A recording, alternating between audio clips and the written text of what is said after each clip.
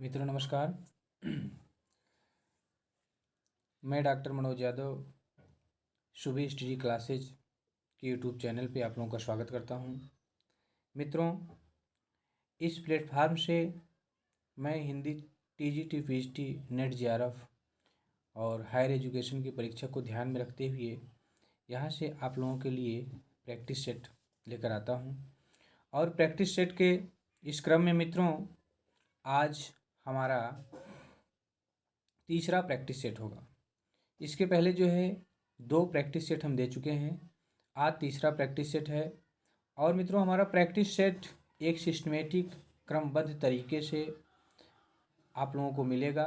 शुरुआत से हम यह प्रैक्टिस सेट आप लोगों को दे रहे हैं, जैसे कि हिंदी साहित्य का इतिहास आदिकाल से जो है कि शुरुआत किए हैं और एक क्रमबद्ध तरीके से आदिकाल, भक्तिकाल, रीतिकाल, आधुनिक काल, फिर गद्य साहित्य, सब पूरे पे जितने भी कुछ संपूर्ण साहित्य के इतिहास पर जितने भी क्वेश्चन बन सकते हैं, हाँ, वो जो है कि एक भी क्वेश्चन यहाँ से छूटेंगे नहीं। बस आवश्यकता है मित्रों कि आप लोग जो है कि जिस तरह से हम क्रमबद्ध तरीके से आप लोगों के लिए प्रैक्टिस सेट लेकर आ रहे हैं, आप लोग जो है उसी तरह से क्रमबद्ध तरीके से उसको देखते चलिएगा। एक भी प्रैक्टिस सेट आप लोगों से मिस नहीं होना चाहिए और एक भी क्वेश्चन आप लोगों से मिस नहीं होगा, ये हमारी जिम्मेदारी है। ठीक है, तो प्रैक्टिस सेट के क्रम में जो है मित्रों आज हमारा तीसरा प्रैक्टिस सेट है।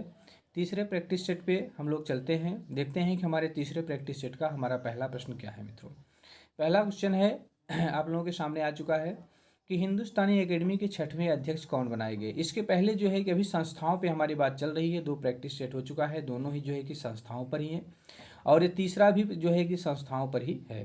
तो हिंदुस्तानी एकेडमी से यहाँ पर शुरुआत हो रही है।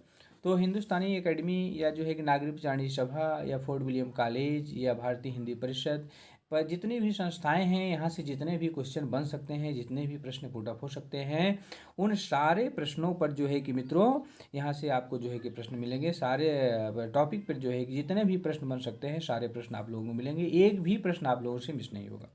ठीक है, लेकिन आवश्यकता है कि रेगुलर तरीके से जो है कि आप लोग प्रैक्टिस सेट को देखिए। ठीक है, तो देखते हैं, चलते हैं प्रैक्टिस सेट के पहले प्रश्न पर। देखते हैं कि पहला प्रश्न क्या है हमारा कि हिंदुस्तानी एकेडमी के 6वें अध्यक्ष कौन बनाए गए थे।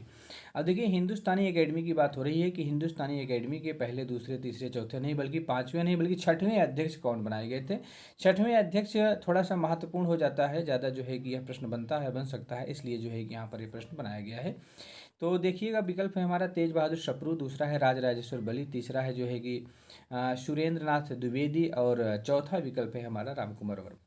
तो थोड़ा आप लोग जो है कि देखा करिएगा और थोड़ा कमेंट के माध्यम से बताया करिए, जरूर निश्चित रूप से कमेंट के माध्यम से आप लोग बताया करिए कि कम से कम आप लोग कितना सही कर पा रहे हैं। जितने भी प्रश्न हम प्रैक्टिस सेट में रखते हैं उसमें से कितना सही हो रहा है और कितना गलत हो रहा है, इसको कमेंट के माध्यम से आप लोग निश्चित रूप से बताया कीजिए और प्रयास किया करिए कि जो है कि ज़्यादा से ज़्यादा प्रश्न को आप लोग सही करें। ठीक है, इसलिए हम थोड़ा सा समय देते हैं क्वेश्चन का आंसर, प्रश्न का आंसर बताने के पहले जो है कि थोड़ा सा आप लोगों को समय देते हैं कि आप लोग विकल्प को देख लें बढ़िया से और जो है कि अपना आंसर चुनने के बाद तब जो है कि हम अपना आंसर बताते हैं, आप लोग उससे उसका मिलान कीजिए। ठीक है, तो आप लोग देख चुके होंगे, अभी तक काफ़ी समय मिल चुका है इस पहले प्रश्न पर।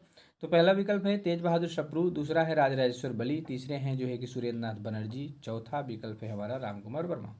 तो मित्रों हमारा सही विकल्प क्या होगा, हमारा सही विकल्प होगा रामकुमार वर्मा, यानी डी विकल्प हमारा सही विकल्प होगा कि हिंदुस्तानी एकेडमी के 6वें अध्यक्ष कौन बनाए गए थे, रामकुमार वर्मा। इसके बीच में कई लोग जो है कि थे, लेकिन पहला अध्यक्ष कौन था, दूसरे अध्यक्ष कौन थे और 6वें अध्यक्ष कौन थे, ये 3 प्रश्न यहाँ से महत्वपूर्ण हो जाते हैं। जैसा कि आप लोग देख पा रहे हैं कि विकल्प में पहला विकल्प जो है कि तेज बहादुर सप्रू, तो हिंदुस्तानी एकेडमी के पहले अध्यक्ष तेज बहादुर सप्रू ही थे। दूसरा विकल्प आप लोग देख रहे हैं कि राजराजेश्वर बली, तो हिंदुस्तानी एकेडमी के दूसरे अध्यक्ष जो है कि राजराजेश्वर बली ही थे। और इसके बाद तीसरा विकल्प आप लोग देख रहे हैं कि सुरेंद्र नाथ बनर्जी, सी सुरेंद्र नाथ द्विवेदी, सुरेंद्र नाथ द्विवेदी ये जो है कि हिंदुस्तानी एकेडमी के जो है कि 5वें अध्यक्ष थे। कौन से 5वें अध्यक्ष थे, सुरेंद्र नाथ द्विवेदी। इसके बाद 6वें अध्यक्ष जो हमारा सही विकल्प होगा, 6वां अध्यक्ष जो है कि रामकुमार वर्मा थे, इसलिए जो है कि महत्वपूर्ण हो जाता है मित्रों। ठीक है, आगे चलते हैं अगले प्रश्न की तरफ, देखते हैं कि आज का हमारा अगला प्रश्न क्या है मित्रों। दूसरा प्रश्न स्क्रीन पे आ चुका है कि भारतीय हिंदी परिषद की स्थापना कहाँ हुई थी। बहुत ही महत्वपूर्ण प्रश्न है मित्रों कि भारतीय हिंदी परिषद की स्थापना हुई कहाँ थी। ठीक है, तो विकल्प हमारा है पहला इलाहाबाद विश्वविद्यालय में, दूसरा जो है कि लखनऊ विश्वविद्यालय में, तीसरा बनारस विश्वविद्यालय में, या चौथा जो है कि दिल्ली विश्वविद्यालय में। तो देखिएगा विकल्प को आप लोग एक विकल्प चुनने का प्रयास कीजिएगा। आंसर जो है कि पहले आप लोग अपने से जो है कि टिक कर लिया करिए, फिर जो है कि देखते हैं आंसर क्या है इसका। हाँ देखिए, तो आप लोग देख चुके होंगे। तो देख रहे हैं कि पहला विकल्प है इलाहाबाद विश्वविद्यालय, दूसरा विकल्प है लखनऊ विश्वविद्यालय, तीसरा विकल्प है हमारा बनारस हिंदू विश्वविद्यालय, और चौथा विकल्प है जो है कि दिल्ली विश्वविद्यालय। तो सही आंसर मित्रों हमारा इसमें से क्या होगा? हमारा सही आंसर होगा इसमें से मित्रों जो है कि इलाहाबाद विश्वविद्यालय, यानी पहला विकल्प ही जो है कि हमारा सही है। यानी जो है कि भारतीय हिंदी परिषद की स्थापना कहाँ हुई थी? इलाहाबाद विश्वविद्यालय में हुई थी। ठीक है मित्रों, आगे चलते हैं, अगले प्रश्न की तरफ चलते हैं। देखते हैं आज का हमारा तीसरा प्रश्न स्क्रीन पे आ चुका है। तीसरा प्रश्न है कि भारतीय हिंदी परिषद के संस्थापक, अभी पूछा गया कि भारतीय हिंदी परिषद की स्थापना कहाँ हुई थी। अब दूसरा विकल्प है, तीसरा विकल्प है, सॉरी तीसरा प्रश्न है हमारा जो है कि भारतीय हिंदी परिषद की यदि स्थापना इलाहाबाद विश्वविद्यालय में हुई थी तो इसके संस्थापक कौन थे? आचार्य रामचंद्र शुक्ल, दूसरा विकल्प है राम कुमार वर्मा, तीसरा है डॉक्टर धीरेन्द्र वर्मा, चौथा है भगवती चरण वर्मा। कौन से विकल्प इसमें से सही होगा? देख चुके होंगे आप लोग, देखिएगा कि कौन सा विकल्प इसमें से सही होना चाहिए कि भारतीय हिंदी परिषद के संस्थापक कौन थे। तो देख रहे हैं मित्रों, तो इसमें से हमारा जो है कि तीसरा विकल्प जो है कि डॉक्टर धीरेन्द्र वर्मा, यानी सी विकल्प हमारा सही होगा। डॉक्टर धीरेन्द्र वर्मा जो है कि भारतीय हिंदी परिषद के संस्थापक थे, जो है कि जो है कि इलाहाबाद विश्वविद्यालय में प्रोफेसर थे, और इन्होंने ही जो है कि इलाहाबाद विश्वविद्यालय के हिंदी विभाग में ही जो है कि भारतीय हिंदी परिषद की स्थापना की थी। ठीक है मित्रों, आगे चलते हैं, अगले प्रश्न की तरफ चलते हैं। देखते हैं आज का हमारा अगला प्रश्न क्या है मित्रों। अगला प्रश्न स्क्रीन पे आ चुका है, चौथा, भारतीय हिंदी परिषद से कौन सी पत्रिका निकलती थी? हाँ, बहुत ही महत्वपूर्ण प्रश्न है मित्रों कि भारतीय हिंदी परिषद से कौन सी पत्रिका निकलती थी। हाँ देखिएगा, आप लोग विकल्प को देख लीजिएगा। पहला विकल्प है सरस्वती पत्रिका, दूसरा है नागरी नीरद, तीसरा विकल्प है हिंदुस्तानी पत्रिका, और चौथा विकल्प है अनुशीलन पत्रिका। तो क्या इसमें से होना चाहिए कि भारतीय हिंदी परिषद से कौन सी पत्रिका निकलती थी? कौन विकल्प सही होना चाहिए? अब तक आप लोगों ने टिक कर लिया होगा। देखते हैं मित्रों कि कौन सा विकल्प सही है। तो इसमें मित्रों हमारा चौथा विकल्प यानी डी विकल्प जो है कि सही है। अनुशीलन पत्रिका जो है कि भारतीय हिंदी परिषद से कौन सी पत्रिका निकलती थी? अनुशीलन पत्रिका निकलती थी। सरस्वती जो है कि इंडियन प्रेस इलाहाबाद से निकलती थी, और हिंदुस्तानी से निकलती थी। लेकिन जो है कि यहाँ से निकलने वाली जो पत्रिका थी, भारतीय हिंदी परिषद से निकलने वाली पत्रिका थी अनुशीलन पत्रिका। बहुत ही महत्वपूर्ण पत्रिका है मित्रों। आगे चलते हैं, अगले प्रश्न की तरफ अगले प्रश्न की तरफ बढ़ते हैं। देखते हैं आज का हमारा अगला प्रश्न क्या है। पांचवा प्रश्न देखिए स्क्रीन पे आ चुका है मित्रों। पांचवा प्रश्न है कि परिमल संस्था की स्थापना कब हुई थी? बहुत महत्वपूर्ण प्रश्न है। अगली संस्था है परिमल संस्था। तो परिमल संस्था के विषय में पूछा जा रहा है कि परिमल संस्था की स्थापना कब हुई थी। तो परिमल संस्था की स्थापना कब हुई थी मित्रों? तो 1900, पहला विकल्प हमारा 1920 में, दूसरा विकल्प है 1925 में, तीसरा विकल्प है 1930 में, चौथा विकल्प है 1944 में। तो आप लोगों को बताना है कि इसमें से कौन सा विकल्प हमारा सही होगा। हाँ तो देख लीजिए, आप लोगों को टाइम मिल चुका है काफ़ी, जो है कब तक आप लोग देख पाए होंगे कि इसमें से कौन सा विकल्प हमारा सही होगा मित्रों। तो परिमल संस्था की स्थापना कब हुई थी? तो सही विकल्प हमारा होगा मित्रों 1944 ईस्वी में परिमल संस्था की स्थापना हुई थी, यानी डी विकल्प जो है कि हमारा सही विकल्प होगा मित्रों। आगे चलते हैं, अगले प्रश्न की तरफ देखते हैं कि आज का हमारा अगला प्रश्न क्या है मित्रों। छठवां प्रश्न स्क्रीन पे आ चुका है कि सरस्वती पत्रिका का प्रकाशन कब शुरू हुआ? बहुत ही महत्वपूर्ण प्रश्न मित्रों, और जो है कि बहुत ही हमेशा परंपरागत तरीके से परीक्षाओं में पूछा जाने वाला प्रश्न है जो है। और हम उम्मीद भी करते हैं कि हमारा कोई मित्र इस प्रश्न को जो है कि मिस नहीं करेगा। लगभग सभी लोग सही करने का प्रयास करेंगे, सभी लोग सही करेंगे। ठीक है, तो हमारा प्रश्न है मित्रों जो है कि सरस्वती पत्रिका का प्रकाशन कब शुरू हुआ? सबको जानना चाहिए, सबको सही करना चाहिए, किसी को गलत करने की कोई इसको गलत करेगा ऐसी हम उम्मीद नहीं करते हैं आप लोगों से। तो लगभग सभी लोगों को सही करना चाहिए और सही कर भी चुके होंगे। तो देखते हैं कि सरस्वती पत्रिका का प्रकाशन कब शुरू हुआ था। पहला विकल्प है 1900 ईस्वी में, दूसरा 1910 में, तीसरा 1915 में, चौथा 1920 में। तो मित्रों पहला विकल्प ही हमारा सही विकल्प है। सरस्वती पत्रिका का जो प्रकाशन था 1900 ईस्वी में इसकी शुरुआत हुई थी सरस्वती पत्रिका की। ठीक है, आगे चलते हैं, अगले प्रश्न की तरफ चलते हैं। देखते हैं अगला प्रश्न हमारा क्या है। सातवां प्रश्न स्क्रीन पे आ चुका है कि सरस्वती पत्रिका कहाँ से निकलती थी। बहुत ही महत्वपूर्ण प्रश्न है मित्रों, बहुत ही महत्वपूर्ण प्रश्न है कि सरस्वती पत्रिका कहाँ से निकलती थी। वाणी प्रकाशन इलाहाबाद से निकलती थी कि राजकमल होना चाहिए था, राजकुमार हो गया है। राजकमल प्रकाशन इलाहाबाद से, ठीक है, इसको मित्रों राजकमल होना चाहिए था, इतना आप लोग समझ लेंगे। राजकमल प्रकाशन इलाहाबाद से। फिर अगला विकल्प है हमारा इंडियन प्रेस इलाहाबाद से या इंडियन प्रेस वाराणसी से। बहुत ही महत्वपूर्ण प्रश्न है और विकल्प ही बहुत ही महत्वपूर्ण है मित्रों जो है। तो देखिएगा आप लोग जो है कि सही करने का प्रयास कीजिए, हमको लगता है सभी हमारे मित्र जो है कि इसको सही कर पाएंगे।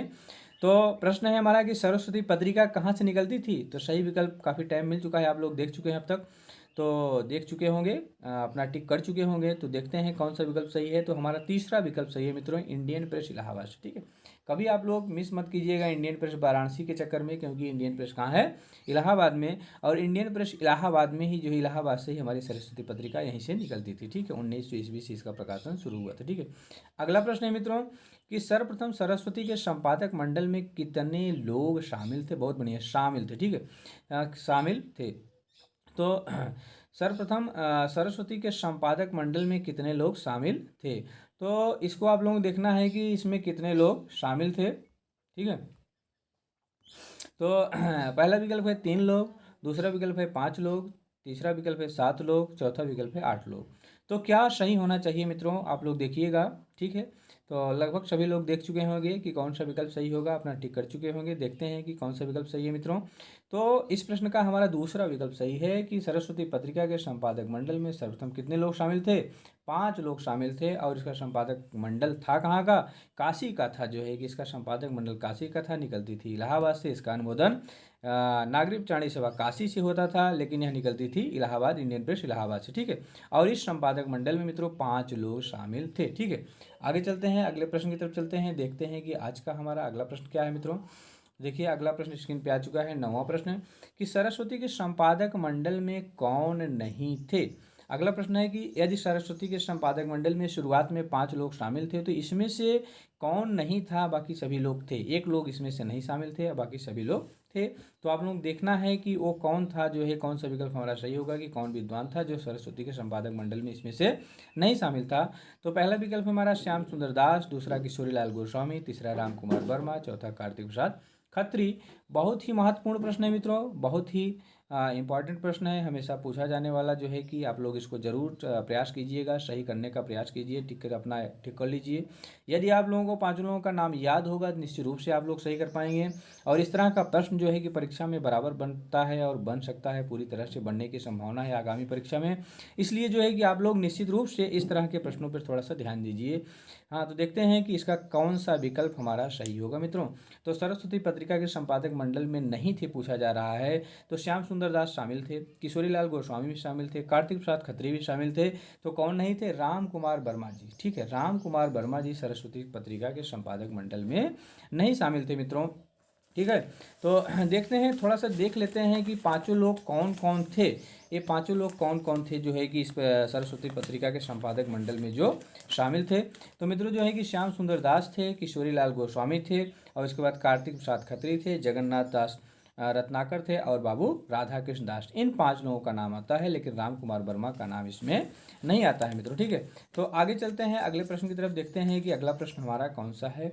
देखिए 10वां प्रश्न स्क्रीन पे आ चुका है। 10वां प्रश्न है हमारा कि महावीर प्रसाद द्विवेदी जी सरस्वती के संपादक कब बने। बहुत ही महत्वपूर्ण प्रश्न जो है कि हमेशा पूछा जाने वाला, चाहे छोटी परीक्षा हो, चाहे बड़ी परीक्षा हो, चाहे लेखपाल हो, चाहे एसआई हो, चाहे पुलिस हो, चाहे टेट हो, चाहे सुपर टेट हो, चाहे जो है टीजीटी पीजी हायर एजुकेशन, हर परीक्षा में पूछा जाने वाला प्रश्न है यह मित्रों कि महावीर प्रसाद द्विवेदी सरस्वती के संपादक कब बने, ठीक है।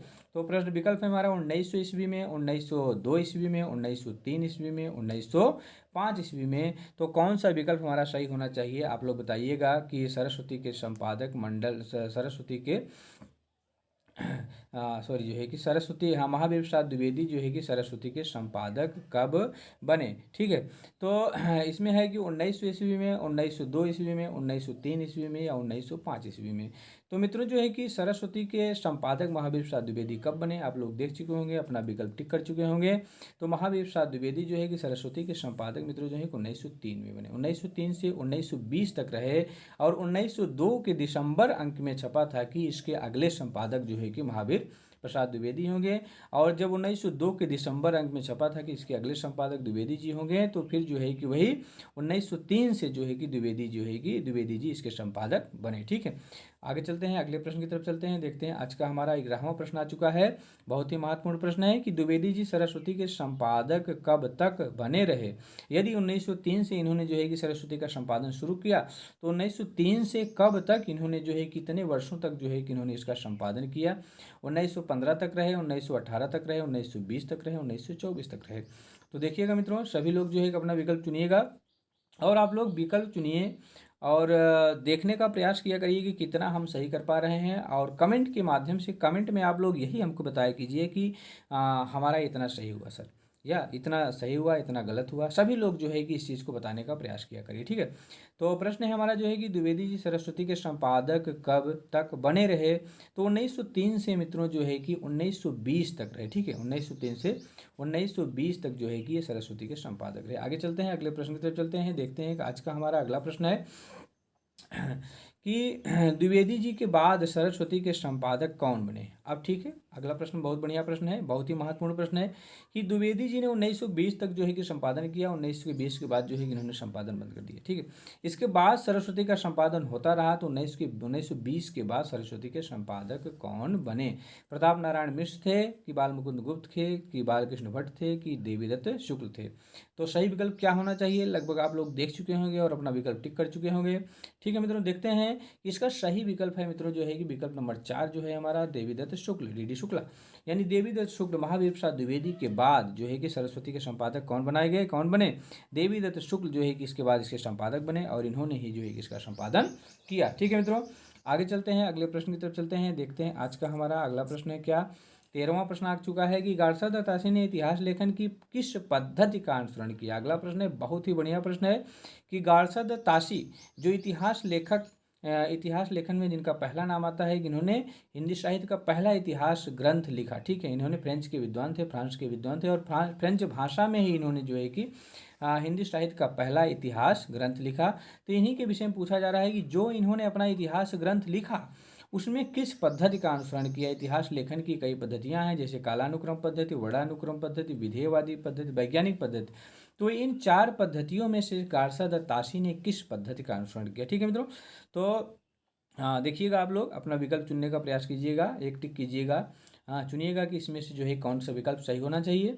फिर देखते हैं, तो आप लोग देख चुके होंगे अभी तक, देखते हैं कि कौन सा विकल्प इसमें सही है।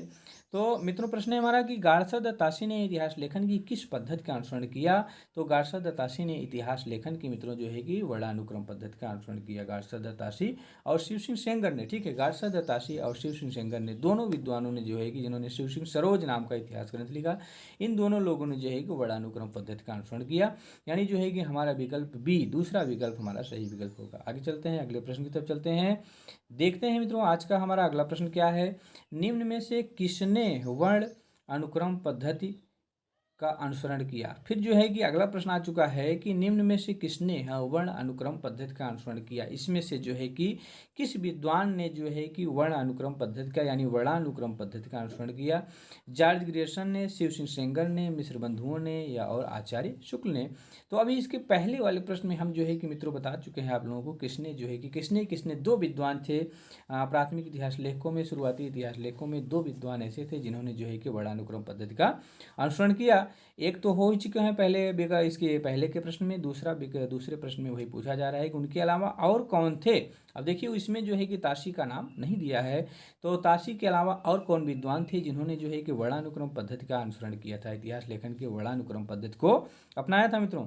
तो ठीक है, तो आप लोग टिक कर चुके होंगे अपना विकल्प। देखते हैं कि कौन सा विकल्प सही होना चाहिए मित्रों। तो मित्रों, इसमें हमारा दूसरा विकल्प सही होगा। हमने बताया कि जो है कि पहले वाले प्रश्न में ही बता दिया कि शिव सिंह सरोज ग्रंथ के लेखक शिव सिंह सेंगर और गारसा दत्तासी, इन दोनों लोगों ने जो है कि वर्णानुक्रम पद्धति का ही अनुसरण किया था। ठीक है मित्रों, आगे चलते हैं, अगले प्रश्न की तरफ चलते हैं। देखते हैं, थोड़ा सा देख लेते हैं कि किन किन विद्वानों ने है किन किन पद्धतियों का अनुसरण किया। थोड़ा सा इसमें कन्फ्यूजन होता है, इसलिए हम जो है कि इसको यहाँ पर रख दिए हैं। जैसे गारसा दत्तासी ने वर्णानुक्रम पद्धति का अनुसरण किया, इतिहास लेखन की वर्णानुक्रम पद्धति का अनुसरण गारसा दत्तासी ने किया। गारसा दत्तासी के अलावा शिव सिंह सेंगर ने भी किया है। दोनों प्रश्न यहाँ से इसके पहले बन चुके हैं। हाँ, तो यही है कि वर्णानुक्रम पद्धति का अनुसरण गार्सर दत्ताशी और सिंह सेंगर ने किया। और इसके बाद का जॉर्ज ग्रियर्सन, तीसरे विद्वान जो है कि तीसरे इतिहास लेखक का जॉर्ज ग्रियर्सन का नाम आता है। जॉर्ज ग्रियर्सन ने कालानुक्रम पद्धति का अनुसरण किया। और जॉर्ज ग्रियर्सन के साथ ही साथ जो है कि मिस्र बंधुओं ने भी कालानुक्रम पद्धति का अनुसरण किया। और इसके बाद अगले विद्वान है आचार्य शुक्ल, जिन्होंने विधेयवादी पद्धति का अनुसरण किया। ठीक है, आगे चलते हैं 15वें और अंतिम प्रश्न की तरफ। इतिहास लेखन की सबसे दोषपूर्ण और अविकसित पद्धति मानी गई। पूछा जा रहा है कि इतिहास लेखन की सबसे दोषपूर्ण और अविकसित पद्धति कौन सी मानी गई? कालानुक्रम, वर्णानुक्रम, विधेयवादी या वैज्ञानिक पद्धति? बहुत ही बढ़िया प्रश्न है, हमेशा पूछा जाने वाला प्रश्न है मित्रों। तो देखना है, आप लोगों को बताना है कि इतिहास लेखन की कौन सी पद्धति जो है कि सबसे दोषपूर्ण और अविकसित और भद्दी पद्धति कही गई मित्रों। तो लगभग आप लोगों ने जो है कि अपना आंसर टिक कर लिया होगा। निश्चित रूप से टिक किया करिए, एक आंसर जरूर जो है कि जरूर आप लोग चुना कीजिए। तो आप लोग अपना आंसर चुन चुके होंगे, तो देखते हैं कि इसका सही विकल्प क्या होना चाहिए। तो मित्रों जो है कि वर्णानुक्रम पद्धति जो इतिहास लेखन की पहली पद्धति थी, जिसको पहले प्राथमिक इतिहास लेखकों ने अपनाया, जैसे कि शिव सिंह सेंगर और जो है कि शिव सिंह सेंगर और जो है कि गार्सर दत्ताशी ने इस पद्धति का अनुसरण किया। तो यही वर्णानुक्रम पद्धति को सबसे दोषपूर्ण, अविकसित और भद्दी पद्धति माना गया है। और इसी के साथ साथ जो है कि सबसे अच्छी पद्धति किसे माना गया है? तो विधेयवादी पद्धति को सबसे उपयोगी पद्धति माना गया है। विधेयवादी पद्धति, इसको भी देखते चलते हैं कि विधेयवादी पद्धति को जिसको आचार्य शुक्ल ने मनाया, जिसके जन्मदाता तेन माने जाते हैं, तो विधेयवादी पद्धति को जो है कि सबसे उपयोगी पद्धति माना जाता है। और सबसे अविकसित, सबसे दोषपूर्ण और सबसे भद्दी पद्धति वर्णानुक्रम पद्धति को माना जाता है। ठीक है मित्रों, तो आज के लिए बस इतना ही, आज के प्रैक्टिस शीट में बस इतना ही। तो मित्रों, आप लोगों से कहना चाहेंगे कि यदि आप लोगों को जो है कि हमारा वीडियो पसंद आ रहा है तो निश्चित रूप से आप लोग चैनल को सब्सक्राइब कीजिए और अपने मित्रों के पास शेयर कीजिए, और हर वीडियो को लाइक निश्चित रूप से आप लोग किया कीजिए और शेयर अधिक से अधिक कीजिए मित्रों। और जितने भी लोग हमारे चैनल को देख रहे हैं, जितने भी हमारे पुराने छात्र हैं, पुराने मित्र हैं, या जितने भी नए मित्र हमारे साथ जुड़ रहे हैं, वो निश्चित रूप से चैनल को सब्सक्राइब किया करिए। और जो नए मित्र हमारे साथ जुड़ रहे हैं, जो नए लोग हमारे प्लेटफार्म से जुड़ रहे हैं, इस यूट्यूब चैनल से जुड़ रहे हैं हमारे, वो हम जो थंबनेल पे जो हमारा नंबर दिया होता है, हम एक बार लिख दे रहे हैं कि 9554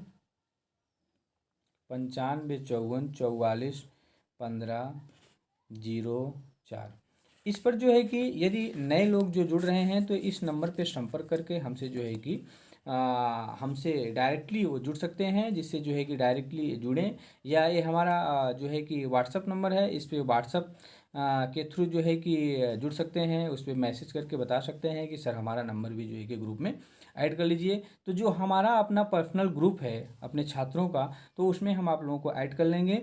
और इसके बाद कोई सूचना होती है या कोई जानकारी लेनी होती है तो आप लोग उस व्हाट्सएप के माध्यम से डायरेक्टली हमसे बात कर सकते हैं, या हम भी कोई मैसेज डालते हैं तो आप लोगों तक हमेशा पहुंचता रहेगा। तो इसलिए अनुरोध है आप लोगों से कि जितने भी हमारे नए मित्र, नए छात्र जो है कि हमसे जुड़ रहे हैं, वो इस नंबर पे चाहे डायरेक्टली बात करके या जो है कि व्हाट्सएप के थ्रू जुड़ करके हमको सूचित कर देंगे, सर हमारा नंबर भी आप ग्रुप में ऐड कर लीजिए। ठीक है, तो इतना काम आप लोग ज़रूर कीजिएगा, जितने भी नए छात्र हमारे जुड़ रहे हैं।